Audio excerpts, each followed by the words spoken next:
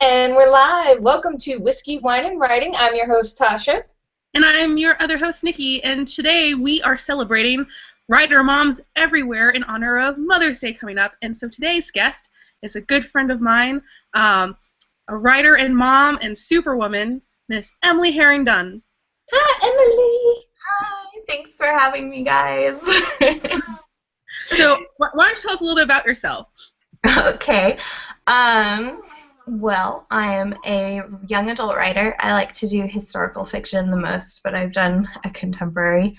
I am a I mom. love the look you did when you sorry to interrupt, but you're like, I did a contemporary. Like, you shocked by this admission. It's a contemporary that's probably going to be made into a historical fiction, so, it's just kind of there right now. We had a very similar journey author-wise, where I started writing sci-fi, she started writing contemporary, and then all of a sudden we changed genres and it clicked. I know. Well, that kind of happened with me. I didn't change audience because I'm still adult, but I started with urban fantasy and then moved into romance, and that kind of worked out for me. So yeah, you just have to find your niche, I guess. It takes a while sometimes. Didn't mean to interrupt you. Keep going on who you are. By the way, guys, this is probably going to be a wacky show. Can you tell? Just so you know. Sorry. Emily has pneumonia.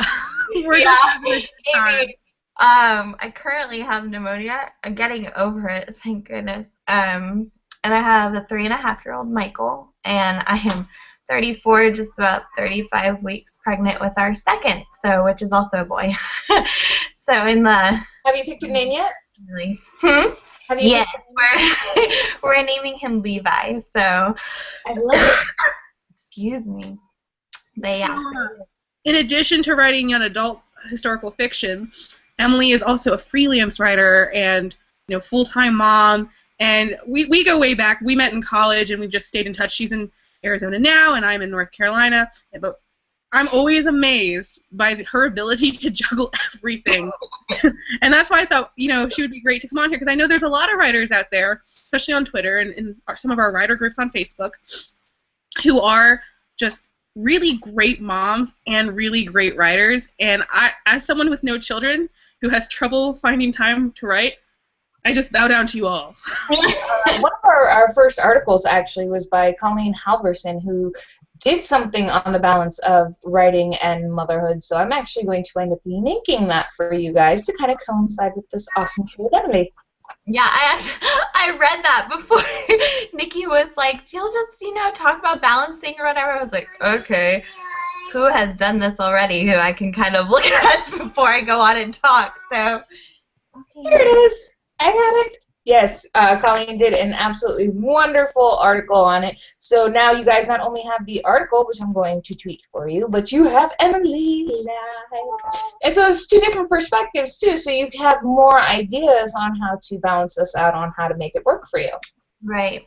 Because when I read Colleen's article, I was super impressed with her, because she did her dissertation when she already had her 2 kids and is back in teaching, and I was just like, how do you do all of that? I struggle enough being a stay-at-home mom with freelance work, so I'm always amazed with the women who have full daytime jobs and then, still do the mommy thing. To each his own. We all have to figure out our balance. Oh, absolutely. By the way, happy Mother's Day, Mom. I don't know if you're going to watch tonight because she didn't tell me earlier when we were talking, and it was kind of garbled because there was no self-service in the store. I had to go shopping. I don't know about other people, but I tend to take my mom's view into account when I'm trying on clothes because I know she'll be nothing but honest with me. So I normally snap a picture and send it to her. No service. No service. This did not work today. So, but happy Mother's Day, Mom.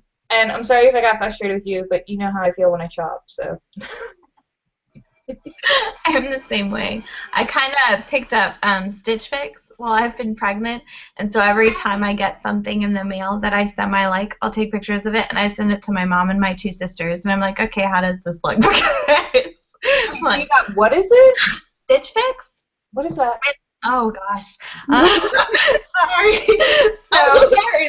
Everyone, this is off topic, but great for moms too for help balancing if you don't have time to shop. You basically go on and you do this like style profile, and you fill out your sizes and things like that, and you pick, you know, your body shape and all that good stuff, and do surveys until they kind of get a feel for what you like. And then you pay $20 a month, and you get a box in the mail that has 5-6 items in it of clothes. Yeah, so it's really convenient for those of us who may not like going to the mall. But I was so excited because when I got pregnant, I was like, okay, I guess I'm going to have to take a break. And then one of the questions is, are you expecting? And I was like, oh, yes, I am. Apparently they do maternity clothes too. That's awesome. Yeah, so. You know, Stitch Fix. This is the most random thing ever. I don't know how I didn't know you used this, but you know the character Leslie in my book? Yes. Well, the girl who's based off of her is a stylist for Stitch Fix. Oh my gosh, really? Yeah, and I'm like, I was talking to Nikki about the 7 degrees of Kevin Bacon earlier. I feel like this applies. Yeah, no, she's super sassy and cool, and now she just put those boxes together, and she's just fantastic. But so it's the 6 degrees of Nikki Roberti now. right. I'm really intrigued. So actually, back at the topic, Mom, I love that you know, even little services like that just help you manage your time. But I know you finished writing your first complete manuscript last year, right? Was that when it was? Yes. Yes. And that was when your little guy was around 2. What was it like making the time to actually, you know, power through not only finishing the manuscript, but then Emily went through an extensive revision process too with a good friend of ours. Stark editing. Everyone should hire her. So. Stark editing. Content editing. Yeah, she taught me a lot too. We both used her services at the same time, but it was intensive editing, and you made time for that. How did you do that? Well, it was a lot easier when Michael was less active, but at least in my opinion. But I just really had to kind of make. I'm sorry, my husband is at home, so my 3-year-old is talking to me at the same time. It's appropriate for the Mother's Day. Exactly. I see you. Hey, bud, if you bring me your bowl, you can have a few more goldfish, okay? Okay. Bribery with food. Anyway. Another great tip for mom writing. Oh my gosh. But with the editing, I really just had to, like, make time, which, okay. When I first started with whatever, I kind of just worked off of Michael's schedule, and I kind of honestly scoffed at people who had routines, because I was like, well, just, you know, we make it work. And then as he got older, I was like, okay, routine is important. So especially if you have a young one and you're at home, or, you know, even with work and then kids, kind of making even just a daily schedule in your mind of, okay, I know he's going to lay down for a nap at this point, so I have to do my chapter like there's no excuse, you know, which was hard for me because I'm kind of one of those spur-of-the-moment writers who I'll sit down and be like, I don't want to do this, but when I got to that point, I was like, okay, I have to, because I'm not going to have another moment to work on it today, so this is it. But really, I think just a routine is important, which, you know, moms understand. You learn that as your kids get older, like, you just have to work. You're still working with their schedule, but, you know, you really have to make sure to work in your own time, too. What did you say? I'm sorry. And I'm sorry I looked away before, but there was something thumping, and our neighbors, actually, I think she's 3 or 4 now, and she has recently learned the art of running really fast. So at random times you'll hear thump, thump, thump, thump, thump, thump, thump, and I was like, what the? Oh, you're right, it's the kid upstairs. So there's another Mother's Day tip for you guys. They will run a lot. Yes. I'm not even a mom. I just live below one, so. You went to 3, I mean, that's as far as I've gotten, so I guess I can't say anything over that. 3 is like massive amounts of energy. Yeah, I can imagine it takes a lot of time and energy to do both and then, it can be frustrating if you can't, especially like what happens if inspiration strikes and you're kind of stuck. Do you have like a little notebook or something that you kind of jot notes in for later, or how do you handle stuff like that? I do a lot of notes in notebooks. I'll do notes on my phone if I'm in bed, because we actually co-sleep, so we're still working on getting Michael into his own bed. So it's like, okay, here, let me type wherever I can or write where I can. I think I'm echoing a little bit. We also, which I think is cool, because, not only does she still, I know I'm just like a big fangirl right now, I'm just amazed by this, but not only does she write and she legit revises and she, like, research, she great historical research, but she actually makes time for CPs, too. Not just getting the feedback, but reciprocating. I have just such mad respect because, like, just with the day job, sometimes I have trouble reading for other people. I fit it in when I can, but you're just a fast reader, or like, I don't know. I try. I'll read it, especially if, and this is selfish, if I can't work on my own manuscript.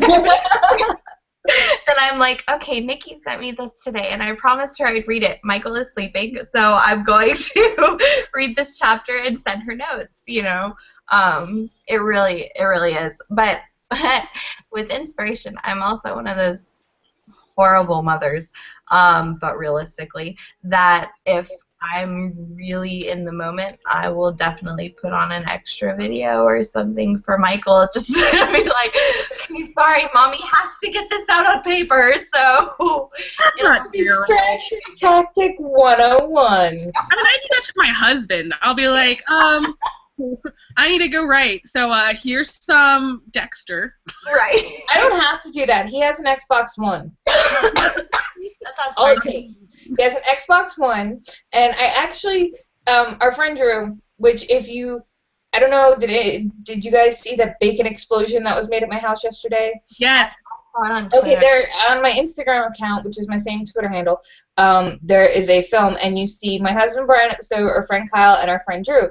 And Drew is the one on the left, and I call him Turk and my husband JD because they have the same relationship as the two freaking doctors. We're sitting there at Avengers Age of Ultron, and they're sitting on either side of me, and all of a sudden both of them are screaming in my ears the exact same thing without meaning to, commenting on the movie. Like, it's going to fizzle through me and get to each other, and I'm like, yeah, I don't see. That's all I gotta do. I'll be like, go on the Xbox, play with Drew. I'm good. Also, for all who are watching, whether you're a mom or not, if you want to comment in or ask a question, or you have a tip too, tweet us at #WWWriting. We would love to hear what you have to say. And yeah, and also since we're on the topic of books and reading and stuff like that, we also love to hear what you guys are reading, any recommendations, and we do have our new book of the month up, which is by fellow Bradford Babe.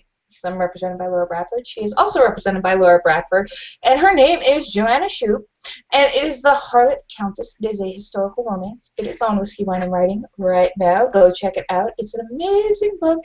I may or may not have seen it at Walmart and lined it up across the entire top shelf. That's great. Yeah. So, Emily, you look frozen on my computer. Are you still there? Uh-oh. I think we lost Emily. No, she's frozen on mine too. Okay, so I'm going to try getting her back. How about you talk a little bit more about our book of the month? What's it about? I haven't read it yet. It's on my to-read list. Now that I'm actually, guys, oh my god, I want to mention this. I'm done with finals. I got my grades. I'm so happy. 3 B's a night. I could do better because I could get all A's, but, life, all that stuff. I am very, very happy with it. But there is a nice little blurb over here because I do want to read this. It sounds really, great because she's like, Maggie, Lady Hawkins had a debut she'd rather forget, along with her first marriage. Now, historical romance and first marriage, that makes me go, oh, hey, because we all know in the past divorce was not a thing, or at least not a light thing. So, that kind of intrigued me right from the start. So while we, but since I haven't read it yet, and I don't want to get too far into it until I've read it, because I know it's going to be amazing, so I don't want to go look up spoilers because I'd be sad. Yeah, don't ruin it. Yeah, I'd be very sad, but I can actually, while we work on getting Emily back, say I got this from NetGalley, which is Back in Play by Linda Acher, which is a contemporary romance. It's a lot of fun. I'm just gonna, go past the thing. It's from Karina Press. It's really good. It's about a hockey player and a love interest, and I don't want to get too far into that either, but I will say that Linda Acher, I'm loving her writing style. I'm loving her voice. So once that comes out, check it out. And I do have other news too. This is why I say I have a list now that I'm out of school of books to read and catch up on. So I also won Brighton's Tessa Ever After arc. What? So, yeah, Brighton's awesome. She's been on our show twice now, and you gotta love her. So I've got that too, and I can't wait to read that as well. See, so I feel like Nikki, where there's just so much to read and not enough time in the world to read it. Oh, I'm currently reading like the best work. It's not. I don't want to say work in progress because it's an Agenton manuscript that it's amazing. I can't wait for this to be published. But it's from a former Pitch Wars friend of mine, and I can't stop reading it. But at the same time, I don't have time to read it, so I have to stop. But so while we wait for Emily, we have gotten some great comments from you guys, which remember, tweet us at #WWWriting. The first is from Elle Evans at Runaway Tale, and she said, "Mad props to all the moms who managed to write with little kids." I agree.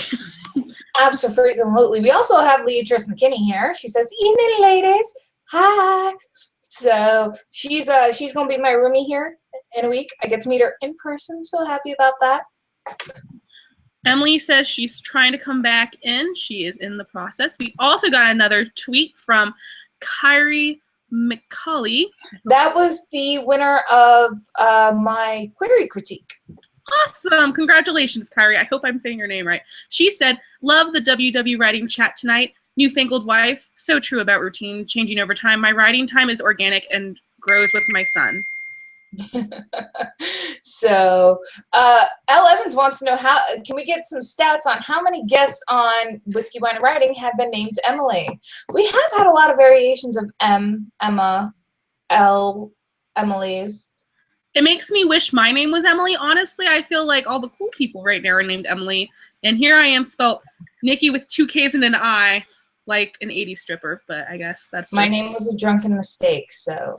I'm named after a soap opera character. Actually, correction, my mom's Pomeranian was named after the soap opera character. I am named after the Pomeranian. He also had red hair. So that's that. Oh, that's hilarious. I went through an existential crisis in college where I thought, well, since it's from Nicole, maybe I could go by Cole and be like really artsy and wear all black. It did not work out. I'm not a all black artsy person, I guess. But Cole's a really cool name, like, because I've known guys named Cole. Well, actually, I not in real life, but fictionally, like in Charmed, Cole was the name of Phoebe's love interest. Yes. So it's like, I really like the name Cole, and I really think now that you're like Nicole, Cole, yeah, that could totally be unisex. How about them apples? So that's kind of awesome. And Kathy Palm, who's my awesome critique partner, says, "Writing moms unite. Whiskey, Wine, and Writing. I started writing after my kids turned 2 and 3. Now 10 years later, they're used to me ignoring them." That is fantastic, Kathy. I think, we're conditioned to celebrate our moms this time of the year, which is great. All moms deserve recognition. Writer moms just amaze me, and I just wanted to say, this Mother's Day, Whiskey, Wine, and Writing is celebrating you, writer moms everywhere. And if you need us to call up your husband or whoever and be like, she wants a few hours of writing time for her Mother's Day gift, let us know. When Emily was actually talking about the boxes, I was like, how cool would that be if they had writers' versions of that, where they give like little tips and tricks and just cool writerly stuff that you spend $10 a month on, and you just get a little shoebox full of writerly stuff. That would be really fun. So I can't afford it. I'm not starting it. Don't even ask. But I just thought it'd be really cool. So. Totally. So as we continue to wait for our guest who is coming back, she just texted me that she had to reboot her computer due to technical difficulties, which happens. I was thinking, so moms out there, or even people who are really great at time management, feel free to tweet your tips to us. But also, what is something you can't live without? Like, what is your writing, I don't know, thing that not only is good for you, but could be a great gift for someone, like maybe a special mug or a subscription to Scrivener or something. Tweet us at #WWF.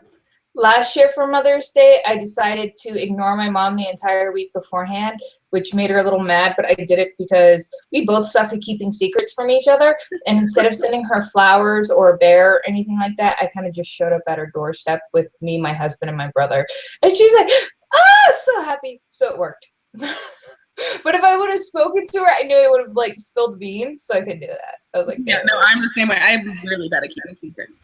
Also, I wanted to give a shout out to our amazing social media manager that we have, Suzanne. I have so much mad respect for you. You're fantastic. She's just tweeting along as we go. So make sure you subscribe to or follow, not subscribe, our Twitter account, WW Writing, but also check hers out at Suzanne. Is it Salmon or Salmon? I've never pronounced it right. I don't think. Yeah, her Twitter is at Suzanne with the C's. Salmon. I say salmon. I don't know if it's salmon or salmon either. So Suzanne, you're gonna have to let us know on that. I'm so sorry if we've been saying it wrong. And she tweeted a great suggestion for moms for a gift who are writers, and that is a good pair of headphones. Seriously. I agree. That you can never do without too many headphones. I have Supernatural ones somewhere. I don't know where. I think they're still in my backpack because I take them to school with me. So in between classes, I would put them on, and I didn't have to hear anybody, which made me happy. So, but yeah. So I mean, I think writing and motherhood is a very precarious balance. Like, you guys are just amazing as mothers, being able to do anything. I think because those kids are gorgeous, amazing handfuls of energy. I wonder too, I mean, I don't have kids, so I don't know. So anyone who is watching, let me know. Do they act as good inspiration for you if you're writing, I don't know, I mean, I guess adult fiction too, but maybe in kidlit as well? I feel like I might be that mom who's like, okay, guinea pig kid, what are you doing today? Oh, you're going to be a superhero? Let me just take some notes real quick, and I'll put that in my back pocket for my next. Well, I think, out of the mouth of babes, kids to this day say things that, especially as adults now, we're gonna be like, holy crap. You think that when you're a kid, that your lingo and your coolness and everything you come up with, that's gonna be it. Nobody's gonna be able to outdo you. And then the next generation comes along. I think it was on I don't know if anybody else watches Scorpion, but they were interviewing this chick, and she was like in her early 20s, and they asked her something, and they were like, what was that? She was like, oh yeah, I forgot, you're Gen X. Like, it was so terrible. I'm like, yes, I'm Generation X, okay? So what? And then she made it seem like because you're Generation X, you're not supposed to know anything about social media. And I'm like, what? Wait, what? Okay, yeah, it's Scorpion. Stupid, but I don't know the different generations. What am I supposed to be? I have no idea. I just know I'm Gen X. Like, I know that there's different generations. There's different names for each generation. I happen to be Gen X. Generation X. We're the crazy. First person to tweet me what generation I'm a part of, I'll give you a query critique. I am 25 years old, turning 26. Go. There you go. Tell me what your generation's name is, and she's giving you a query critique. I mean, I figure Google right now because we're doing the live show. So I mean, the viewers are better than Google, right? Oh yeah, viewers are awesome. Suzanne just tweeted, it's Samin. Yeah, I know. I said that, but you were talking and it didn't quite work because she not texted me, but I am me on Google Hangouts. So I was like, oh, Samin, okay. So sorry, guys. We are like terrible, literary people, and so sorry my dogs are barking for no reason. But we've been saying salmon, and it's Samin. So Suzanne Samin, which is really pretty. It rolls off the tongue really nice. And for those who are just tuning in, we have an amazing guest tonight who got kicked off the internet, but she is on her way. She's working on it. And while we wait, so if you're going to RT, I have the honor of talking to Yasmin Galanorn. She is a best-selling urban fantasy author coming out with 2 new books this year.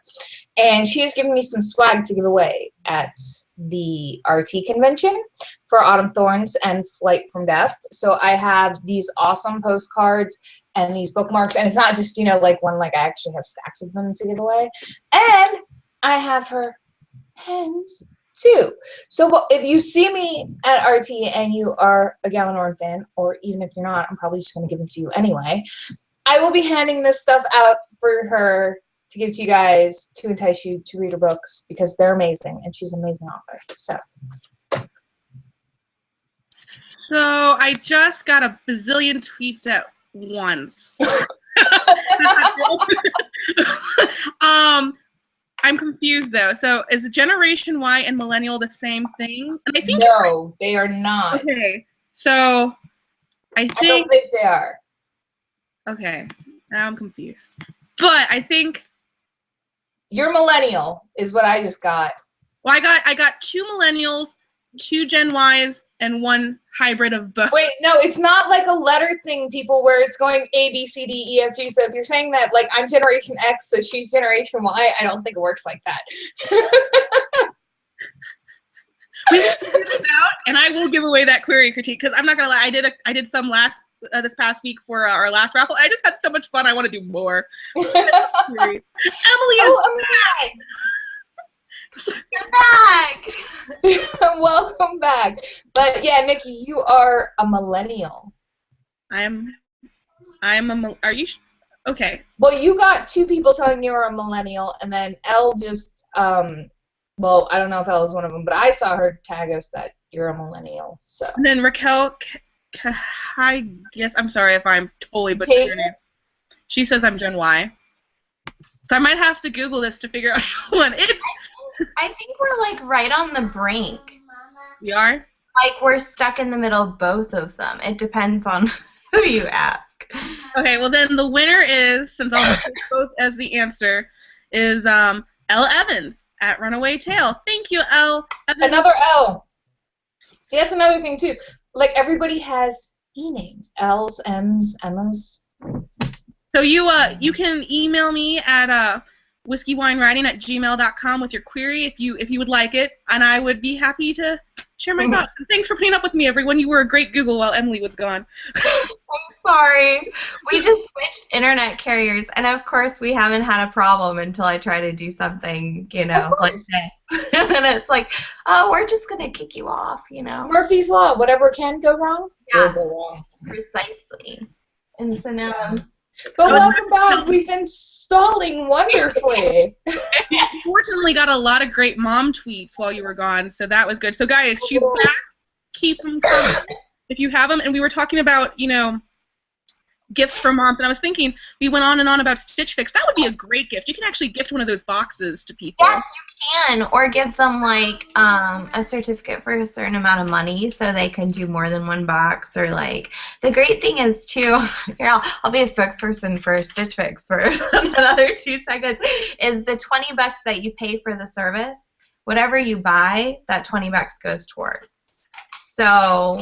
If you buy a shirt that's $30, that's only going to be, well, it's still $30, but you feel like you're only spending $10 because you're paying the $20 for the service. So, I'm glad you're back, Emily, because I'm not going to lie, my next step was to tell funny college stories about you.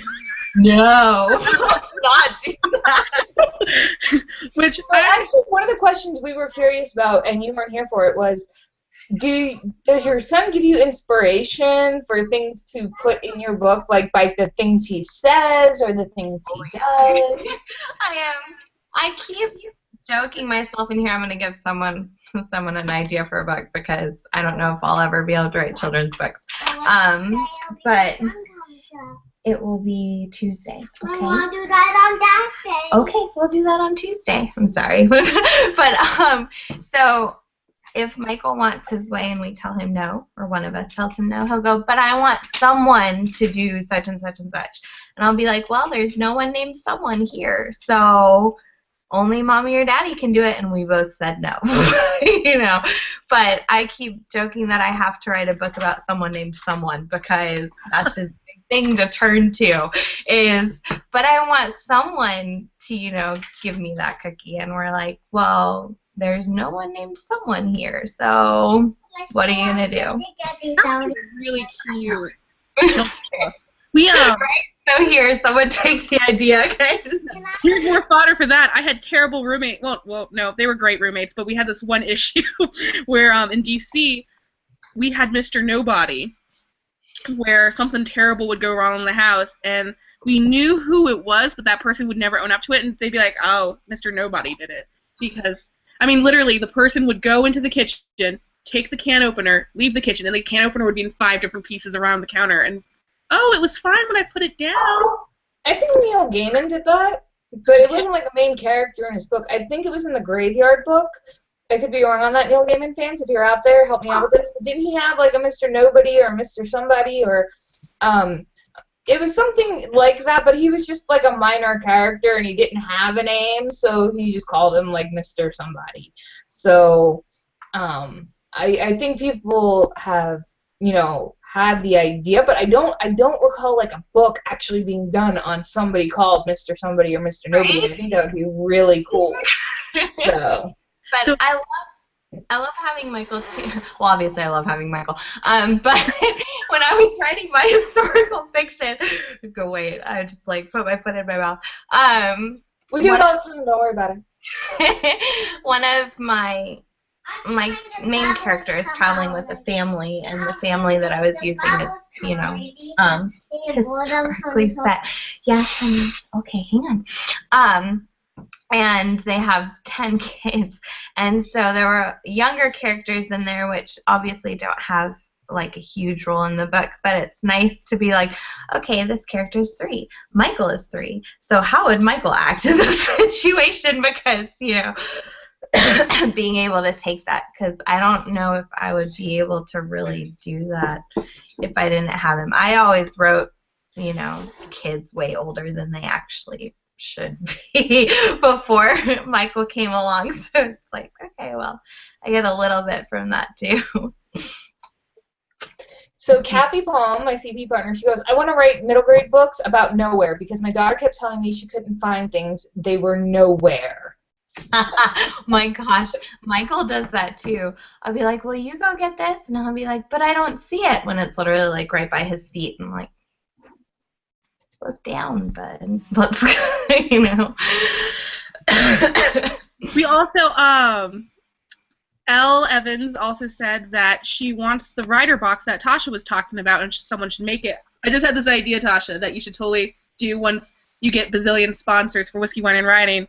A Whiskey, Wine, and Writing box, where not only do you get a taste sample of, like, a wine or a whiskey, but, like, all the writery things that, writers might like a new pen or a notepad or a mug. Absolutely, that'd be awesome, right? Because even, like, they have Loot Crate for us nerds, where you get all these, like, dozens of nerdy things in a box each month, and it's a mystery box, so you never know what you're going to get, and different people get different things, so it's really cool.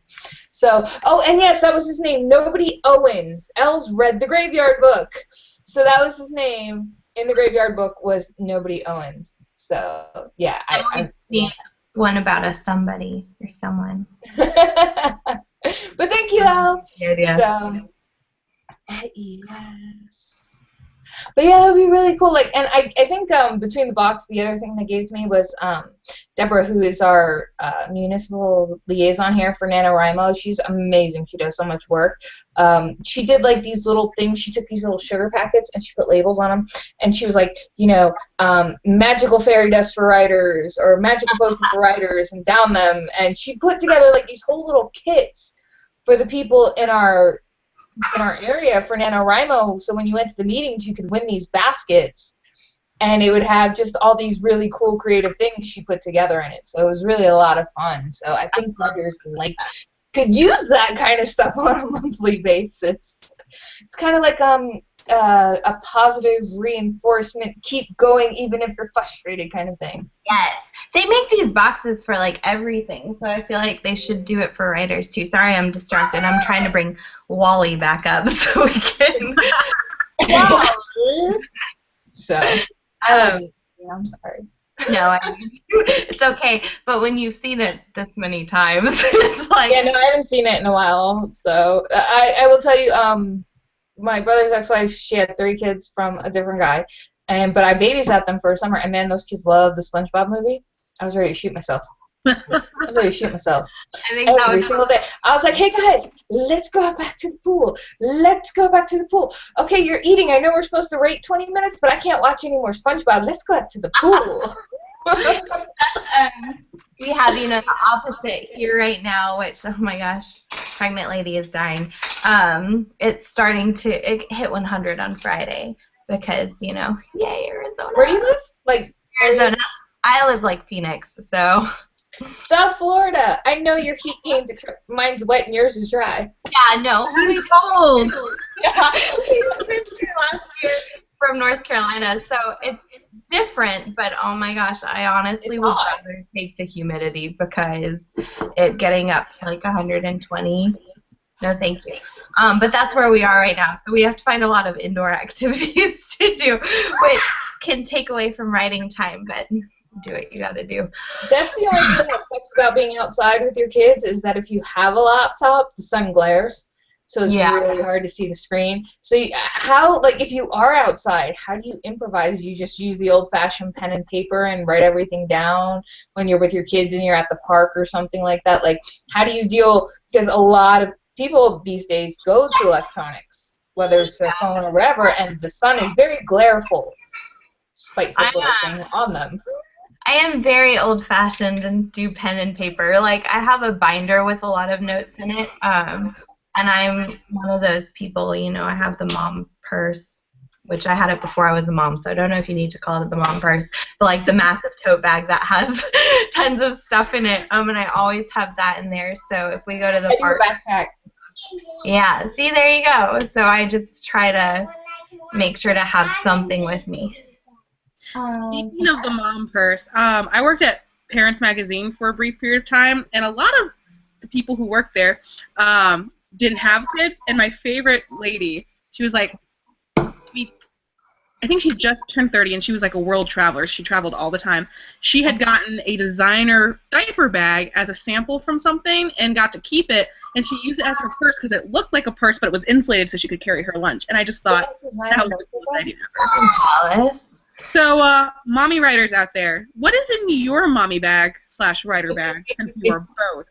Oh my God. Hashtag WW Writing, because I I'm just shocked at designer diaper bags. Like, I didn't know that. Like, I'm like, really? Oh my gosh. Like Calvin Klein makes designer diaper bags? Like, this thing was beautiful. It was like a Houdini bag with all. Wait, Emily, are you still here? Yes, can you hear me? Okay. You looked so close on my screen. Okay, go ahead, Nikki. I'm sorry. Multitasking. I think I had just turned 21 at the time, and I'm like, I can't believe I'm fawning over a diaper bag right now. And I'm not a purse person at all. I actually don't carry a purse. I carry like a little cell phone wallet clutch wristlet thing. So I've decided, though, because when I have to carry that diaper bag, I'm going to go big or go home because those things are cool looking. Yes. I keep telling my husband it is now traditional to get a push present or a surgery present or, however you go about with childbirth. And I was like, so I want this bag, and I don't remember who makes it. I follow it on Instagram, but it's leather, and it's like $300, and it's a diaper bag. I know, it's insane, but it looks like one of those, typical, I don't want to say writer bags, but like a briefcase type thing. But then you open it and it's got like all the crazy pockets, and I'm like, this would be so perfect, because I could fit my laptop and I could fit my binder, but then I could also fit all the baby stuff that I have to carry. That is fantastic. Yeah, I don't have a human child. I just have a baby. Who the reason I got up was scratching on the door because apparently she has been outside of the door. I was like, Mommy, let me in. So now Storm's here with us. Yay, Storm. So go ahead, sorry. No, go ahead. Ask your question. I'll ask next. Well, we just got a tweet from Kyrie McCauley answering the what's in your mommy / writer bag hybrid, and she said, my black and white composition notebooks are my best writing friend. I've filled 7 notebooks while chasing my little one around. Nothing really can replace the old school pen and paper, I still have them. So I have separate ones that I have for words I don't know. Like, I fill up one, like, every time I come across a word I don't know, I put it in this book, and if I don't have something where I can look it up right away, I'll look it up when I get home. So that's, like, my vocabulary little wrist book. And then I have ones that I keep notes in, like random sporadic notes. And I think I'm going to take the leather one I got from the Renaissance Festival. I think I'm going to take that to me to the RT convention and use it as my journal for the RT convention, since it's my first one. I'm so excited for you. That's going to be a lot of fun. So, yeah, I'm so weird, though. Like, I can't cross-journal. I don't know if anybody else can, but, like, I have a personal one for, like, story ideas. Like, I don't know. Can anybody else cross-journal? Do you, like, do your personal, your story ideas? You do that? Well, I have really illegible handwriting. So even better to keep a private journal. Nobody can read it. Well, yeah, so with journalism, when I would go out on stories with my little notepad, a lot of people, when you interview them, if you're doing old school without a recorder, and sometimes I do both, they like to watch what you're writing them say, and that gives me anxiety, and I write in code anyway. So, but I literally have like 4 notebooks on my desk at work right now where, I used to cover disasters for people who didn't know, and it's like, one says tornado, I think it was tornado, ice storm, and I was like, and some of them were like sandwiched in between because I just flip around in the moment. So I have like a tornado on the first half, an ice storm in the middle, same tornado on the back, and I just have to remember. But I'm a crazy person. Don't listen. I do not work that way. But and then with writing ideas down, since I'm at a computer a lot with the day job and then freelancing at home, and my phone is technically a computer, I will email myself notes and ideas, and so I have like currently 2,644 unread emails. From yourself? No, they're everyone, but some of them. Okay, I'm like. Well, you're like, I'll email myself, and I have 644 emails. I'm like, well, no, a lot of them are for other people, but some of them are from me somewhere in there.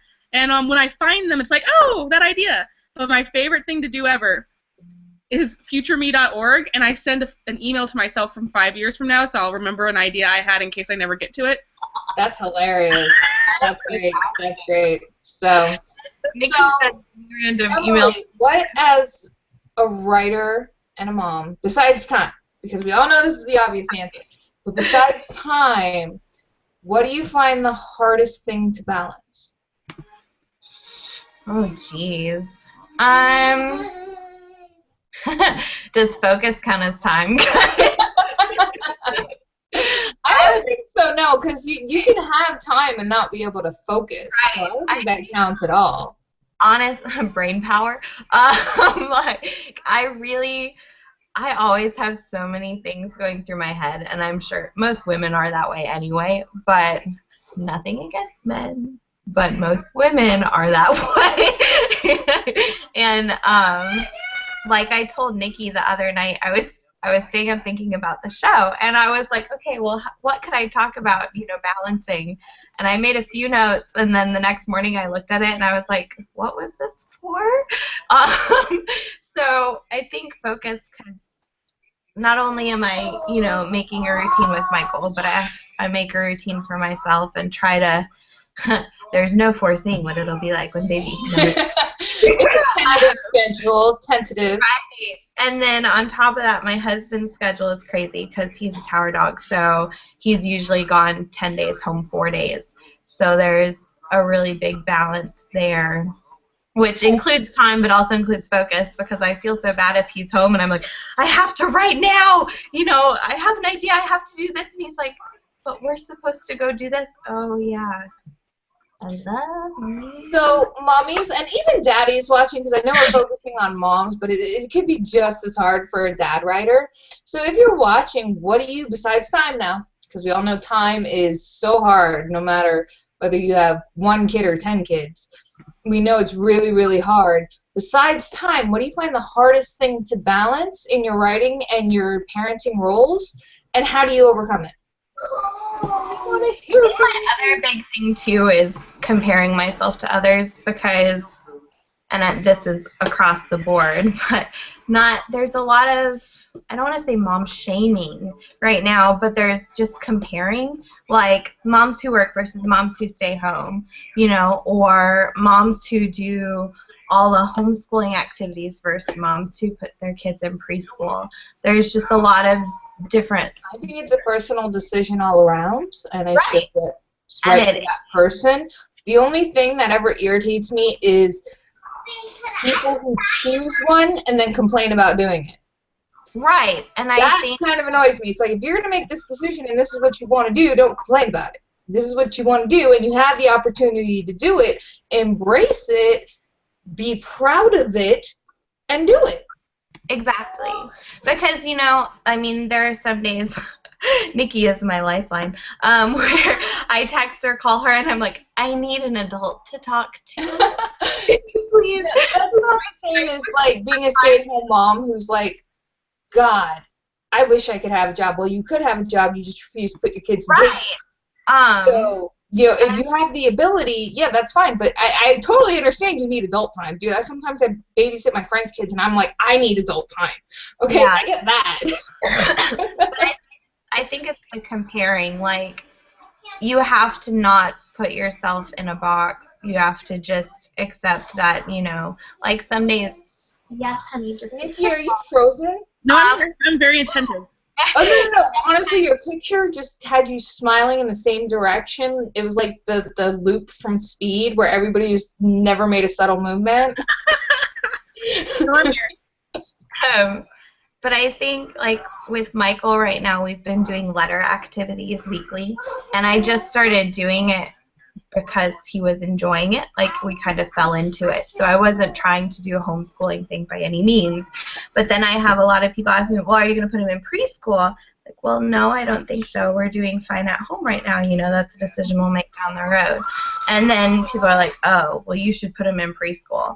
And it's kind of that whole perspective of, okay, you have to not compare yourself to other people with the stay-at-home mom, balancing life, whatever, because you do the best you can all around. And I'm not to be kind of like, I know there's a lot of moms watching, you probably got kids around, but opinions are like assholes. Everybody got one, and that's just what that comes down to. I'm sorry, it does. Everybody has an opinion. Everybody thinks their opinion is right. right. What it comes down to is you do what's right for you and yours. And if somebody doesn't like it, don't worry about it. And the not comparing yourself thing, really, that applies to writers at every stage, no matter if you're a mom or not. We tend to fall into the comparing to other people and other writers, like who has an agent or who just got a book deal, and it's very important for your sanity to not compare yourself. And, like, I have, like, Nikki, when you did NaNoWriMo, or there was one time where you wrote, like, half your book in a weekend, and I was like, I wish I could do that. I want time to just sit around and write. But it's not even the fact that she wrote, like, half a book in the weekend. It was, like, it was good. Yeah, I You went through it, you edited it, and it's like, what? That only happened once. Wait, what? Only happened once.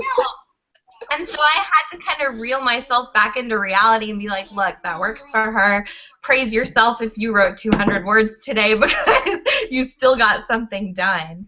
And I think that's big all around, like Nikki was. I'm not the person who really worries about comparing myself. I just feel like everybody's always judging me for my decision. I'm like, I'm totally like that, too. I'm like, everybody's judging me. I'm like, they probably think I'm crazy. Even when people are nice to me, I'm like, they probably think I'm crazy. They're probably just being nice and just to be nice, and they probably think I'm just, like, out of my mind, and they really hate me. Like, I get so paranoid sometimes. And I especially get that way with writing. Well, Emily, I don't think I've ever said this to you, but I've always been jealous of your ability to research because that's probably my biggest flaw ever is I'll get these ideas, and then I'll be like, oh, I'll research it later. Oh, I'll research it later, and then I just write my book. And actually, it was with the one I got my agent. A few of the agents that offered were like, so did you look into her medical condition when she was in the hospital? And I was like, Negative? Maybe. I'll get on. Hold on, I'm Googling as we talk. So, well, I wish I had your mad research skills because I think, by the time I get home from work, I just don't want to research anything else anymore. Well, That's what kept me from writing historical fiction for the longest time, because I was so afraid that I wouldn't be able to commit to getting like all the nitty-gritty details correct. And I was so afraid that I was like, okay, I'm going to write this and then it's going to be horribly wrong and I'm going to have to go back and like change everything and it's just not going to work. And this time I was like, you know what, I'm just going to do it as I go and not make excuses. So. And there's always going to be, like you said, people with opinions. When you were talking about moms being like, oh, you should do this or not that, or, thinking whatever thoughts they have. Now, I'm not a mom, so this is totally different, but I freelance on the side, too, and my dream has been to freelance full time, and I was confiding in a friend about how I was trying to work toward this, and she goes, wow, that must be so great that you won't have to have a job anymore, and I'm like, wait, did you miss the whole what? It's a job. Just don't listen. So, just, you can't let people get to you. Ever. But you see, I mean, I give advice, I'm happy to give advice, and I'm happy to help, but I always feel like people are going to think that I sound very, like, elite or douchey. I'm not trying to, I swear. So I always get worried about sounding pretentious or something, whether it's advice about writing or advice about life or advice about, unless somebody's being completely stupid, like, I'm going to drink and drive, then I'll look at you and tell you you're being stupid. I'm like, I have no problem with it. But when it comes to the gray area, which is a lot of life, I always feel like I'm going to give advice and people think I'm going to be pretentious or, like snooty or something. I don't know. See, I worry about a lot. I'm weird, people. Sorry. I think all writers are weird, so that's not weird. It's not weird to think that people are going to think you're pretentious and snooty? No. If you know what you're talking about and you're saying it nicely and kindly, it's not a problem. Oh, I love my Wallace writers. Kathy, by the way, if you follow Kathy, who is at Kathleen Palm, she always posts the most amazing GIFs. I don't know what they're called. They're the animated little pictures, okay, people? And she always has, like, a reaction one, which is great. And she just did the "You're Too Precious for This World" one to me, which made me smile. So, thank you, Kathy. We got a sad tweet from Robert Polk at Robert Polk 2. Taking time I want versus giving the kids the attention and affection they deserve. It's damn hard. Yes, it is, Robert. We think you're awesome. And then Kathy replied to him. She says, I usually wrote when they were asleep. Bedtime was the best time ever. Yes, it really was. I had to readjust because I'm a morning writer, so I will seriously, and this is where my son gets it, I'll wake up at 5 a.m. and be like, I have such a great idea, and I'll want to sit down and write. And then, of course, Michael's like, but Mom, I'm hungry. I want this, I want that. And I'm like, okay, this is going to have to wait because, Mommy Day has already started. So I just had to readjust to writing when the time was there. You can't just go with the excuses. You have to be like, okay, it's bedtime, I'm tired, but I'm going to deal with it and drink maybe a little bit of coffee and then get to working because this is what I have. Deanna Anchor said, time without 1,000 interruption, always having to choose writing over personal stuff like showers and sleep. So I assume that's the hardest thing about the balance is time, not the time, but finding the time without the interruptions. Yes, it's, I am not a neat freak, but as Nikki will attest to, if everything starts piling up too much, I get kind of overwhelmed. So when I was really, really sick, I went like a week without cleaning the house, and then the first day I was feeling better, I was like, do I want to write or do I want to vacuum? I'm going to vacuum today because it was just like... Yeah, I'm misty to a point, and then once that point passes, I'm like, nope, yeah, can't do it. Sometimes you have to declutter your mind by decluttering your house. I am a firm believer in that. Well, I have my office here, but, like, I'm the kind of person who just stacks, like, everything on her desk, including my dog. So it's like eventually I can't find the top of it. And that's when I'm like, okay, I need elbow room. So. But that's really, my biggest thing is sometimes, I let the house go because getting stuff on paper is like, I got 3 chapters out. My house is gross, but hey. So Suzanne asked, what is that glorious creature? This little creature is Storm. If you go back on my Twitter a few days ago, she actually got stuck in the leg of my husband's pants. Like, it was funny. He left them on the floor, and she crawled in through the waist and then decided she was going to crawl down the leg, and she could only get her upper body out. I had to take a picture before I rescued her. It was just funny. But yeah, so Suzanne, this is Storm. Storm, Suzanne, say hi. Like, I can do your little hi. Hi. Okay. So anyways. So we have roughly 5 minutes left. So I was just wondering, maybe, Emily, for the mom who maybe they're struggling as they're writing, or they're like, I can't do this, or they're really down on themselves because they feel like their writing's not getting anywhere. What advice would you give to, keep them going? Oh, just keep swimming. Just keep swimming. Just keep swimming. For any of those not know Finding Nemo, that was Dory. Can I just say that spoken like a true mom using a Pixar song?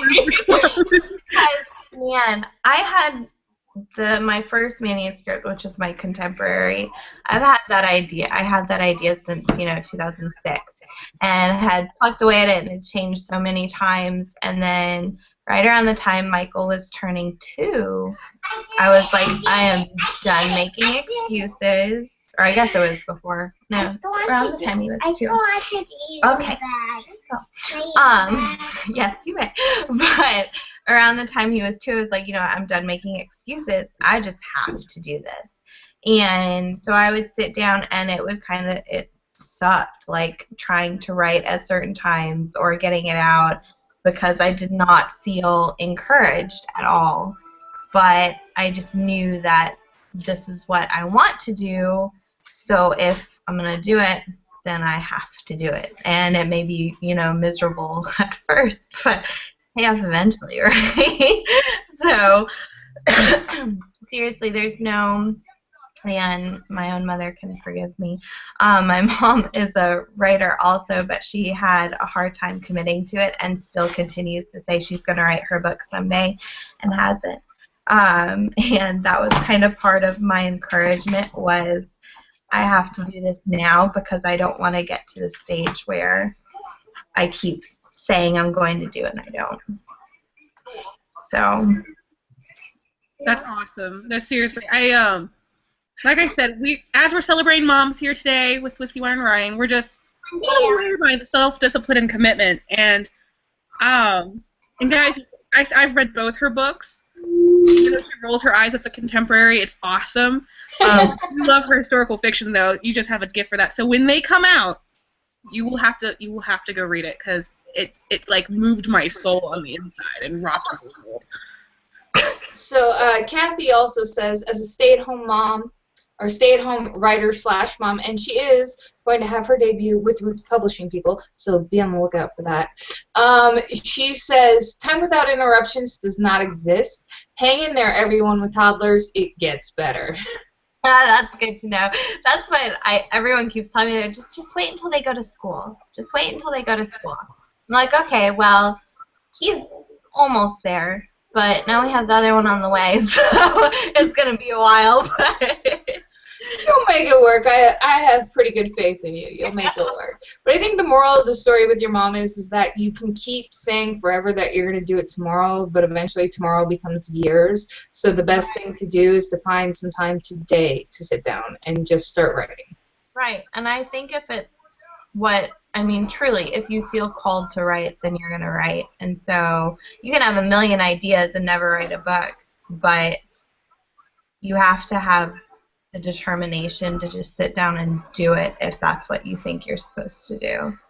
Colleen Halverson, who wrote the article of Motherhood and Balancing for the Whiskey, Wine, and Writing website, said learning to write at inconvenient times, late at night, early morning, while spaghetti sauce is simmering while breastfeeding, ... That's awesome. That sounds like quite the balancing act. Yeah. I won't say I've done that, but, do what you gotta do. Michael would be asleep in his sling when he was younger and, taking a nap, and I'd be sitting at the computer trying to, type really quietly so he wouldn't wake up. Aww. Yeah, I wasn't even, I don't even have kids, and I had to buy a new keyboard because my keyboard was so loud. My husband was taking a nap in the other room. Like, I have my own office, the door was shut, that door was shut, and he heard the keys through it. And I was like, okay, might be time to get a new keyboard if I beat it that much into oblivion that you hear it through 2 closed doors. So, I'm not a gentle tanker, people. Tasha. That just means you're just the most passionate writer ever. Or I have a lot of anger issues, one of the two. So, and I got a dog trying to lick my face. No. She's like, Mom, pay attention to me. I kind of, I'm not saying it's on the same level, but I kind of know your feels. No, I got you. We had a dog and a cat for a few years before Michael came along, and they're close to just as demanding. So it is 9 o'clock, and we are about to sign off, but Robert Polk did tweet again. He said, hey, Whiskey, Wine, and Writing, I'm sitting in front of the dance studio waiting for a child with a baby sleeping in my band, and I am writing. You go, Robert. That's amazing. So, guys, the moral of the story is, we love all you moms and dads out there who are also writers, and we give so much praise to you. But remember to take the time out of the day to actually write, whether it's 1 sentence, 100 sentences, whatever. Just take the time, find it to write so you can keep pursuing your dream. And thank you, Emily, for being on tonight. Everyone should go follow her on Twitter at newfangled_wife and check out her blog, The Newfangled Housewife. And also, go follow at Kathleen Tom because she's been giving some really good advice. So I have a feeling if you have questions about writing and mothering, as she has the older kids now, that she can be the gap between Emily and Kathleen for all the years and all the tips and tricks. So you guys have a wonderful night. I can't talk. Write creatively, drink responsibly, and we will see you next Monday with author J.C. Nelson, who's not only a Pitch Wars mentor, but he is also of the Grimm Agency novels. So we'll see you guys then. Have a good night. Bye.